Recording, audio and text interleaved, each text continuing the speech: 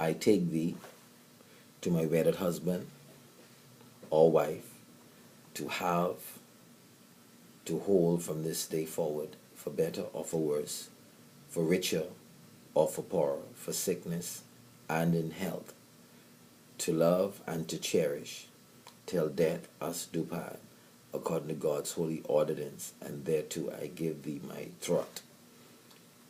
Do you remember these words? Today is a significant day for me because it marks 19 years of my marriage to my wonderful wife, Lady Margot McIntosh, who I cherish and love very dearly. And this is a little different today because I wanted to just encourage the married folks. I wanted to encourage those who have been together for a very long time, even for a short time, even for those who are preparing and getting ready to be joined into marriage. And I want to encourage you because all marriages, even mine, has its ups and its downs. And sometimes you have your happy times, and sometimes you have your sad times. You have your trial times, but trial comes to make us strong.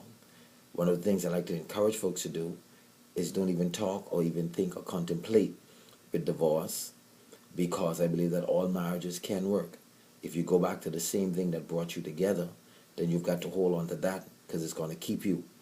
One of the things I would like to encourage you to do is to be mindful.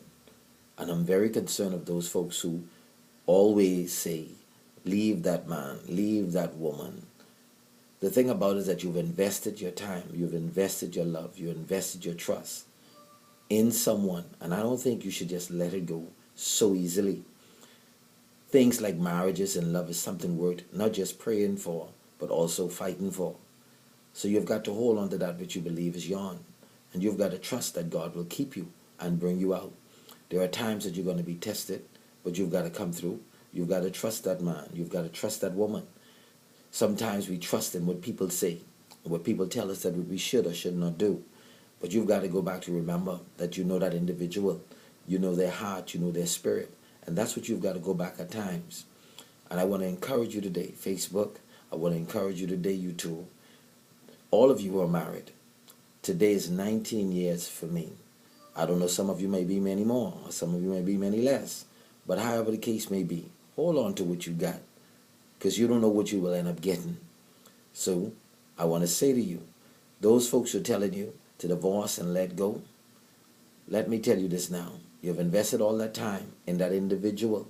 Could you imagine trying to start a whole new life with someone else, with another set of problems, another set of situations? So appreciate what you got. What we've got to do is learn to stop trying to change each other and learn to conform to each other. And in doing that, it makes it a whole lot easier. Marriage is like cooking a big pot of soup.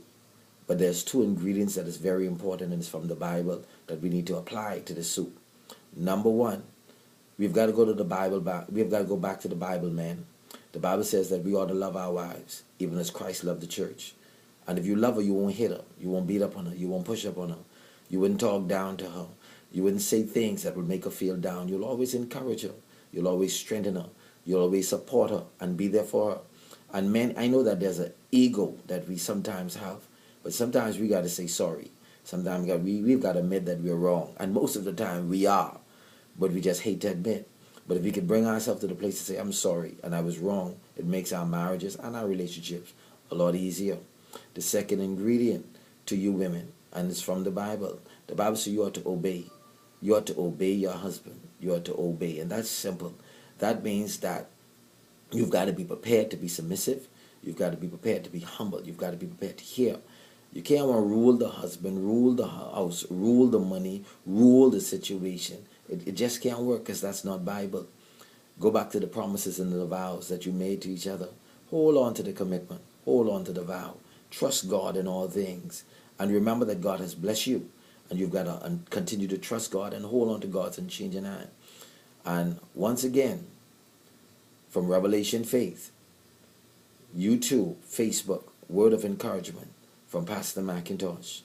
Love Jesus and be real. Blessings on you.